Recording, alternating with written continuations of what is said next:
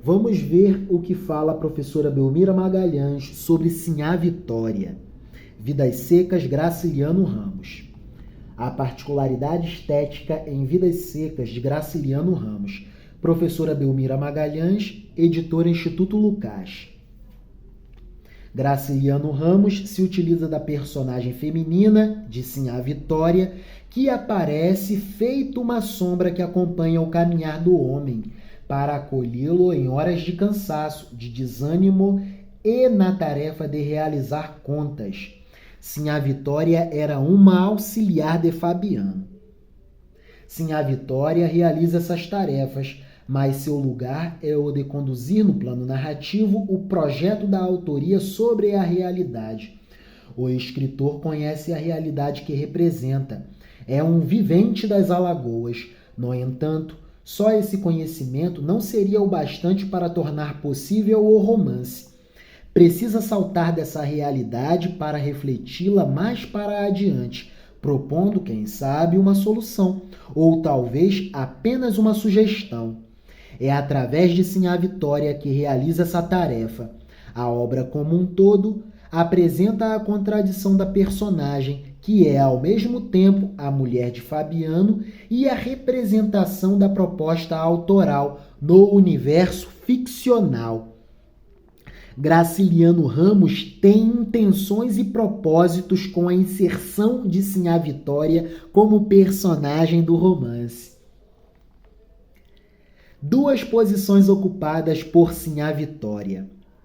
Primeira, mãe e esposa que se amolda à função de reprodução das relações sociofamiliares necessárias ao latifúndio, mais enfaticamente expressas nos capítulos Sinhá Vitória, que acabamos de ler, O Menino Mais Novo, que leremos mais adiante, e O Menino Mais Velho, que leremos ainda um pouco mais adiante. Segunda posição ocupada por Sinhá Vitória. A mulher que tem desejos e sonhos, partindo de possibilidades já postas e vivenciadas, mas que ainda não foram alcançadas por esta, nem pela maioria das famílias de camponeses nordestinos. Através dos sonhos e desejos da personagem, aparece a intervenção direta do projeto da autoria, isto é, o deslocamento para outro plano metafórico que apresenta uma reflexão sobre as contradições da realidade, apontando uma alternativa de solução para a personagem.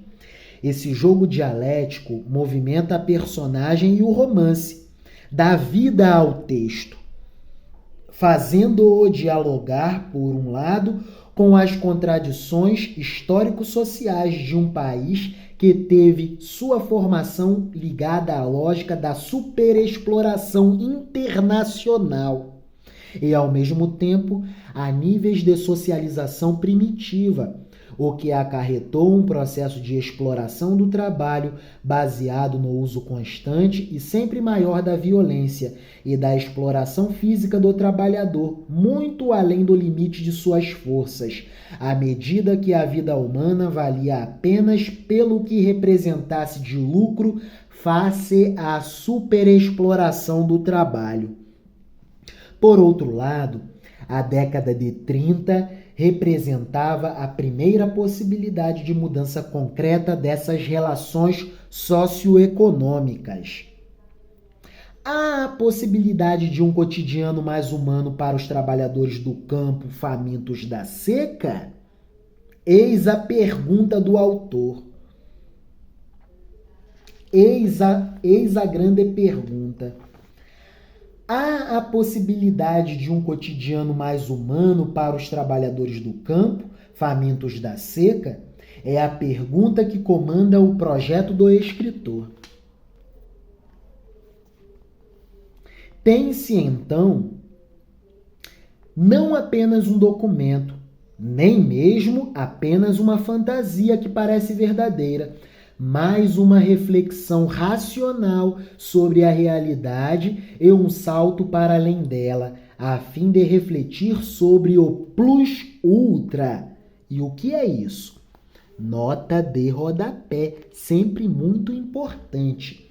No sentido apresentado por Machado de Assis no conto O Alienista, significa a possibilidade que a arte possui de estar calcada no tempo histórico em que ocorre o reflexo artístico e, ao mesmo tempo, ter condição de antecipar a possibilidade de novas formas de relações sociais. Relerei. O que é o plus ultra?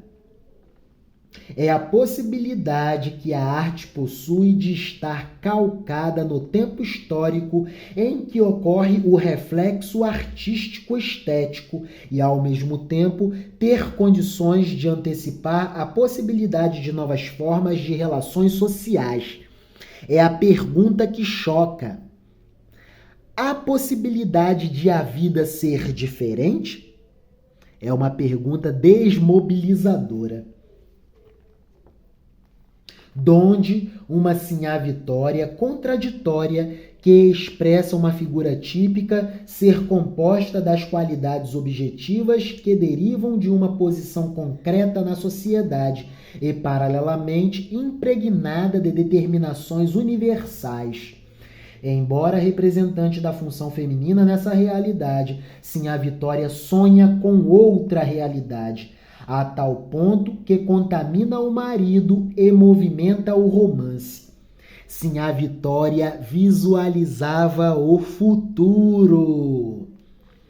Para conseguir a cama de lastro de couro, Sinhá Vitória tem de sair da realidade cíclica da seca, a realidade do latifúndio, a realidade da superexploração do trabalho.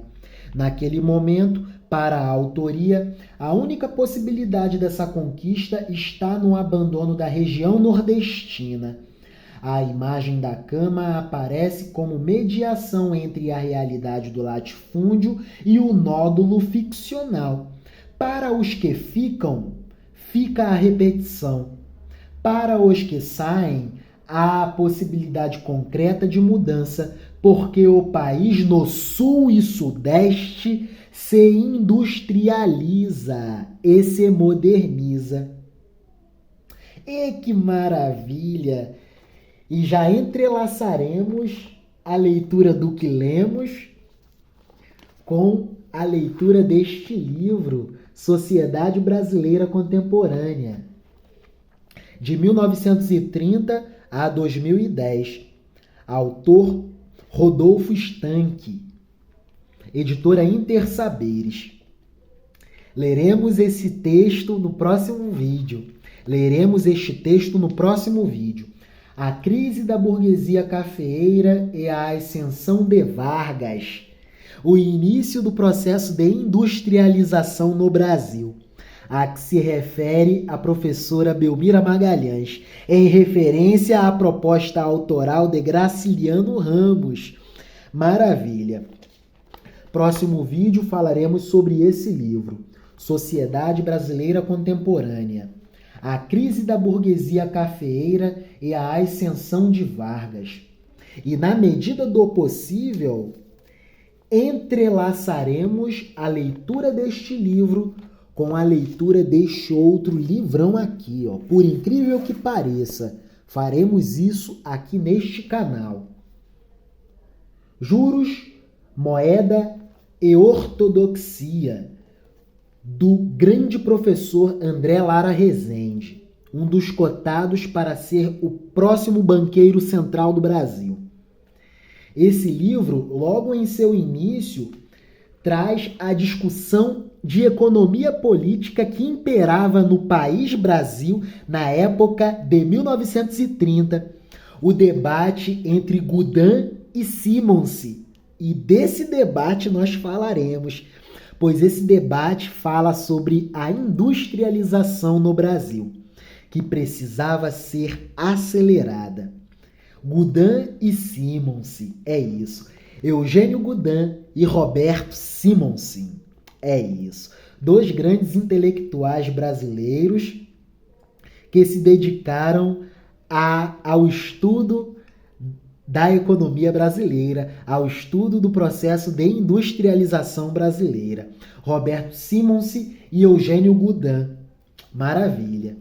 Durante a nossa leitura de Vidas Secas, leremos também o livro do professor André Lara Rezende, Juros, Moeda e Ortodoxia.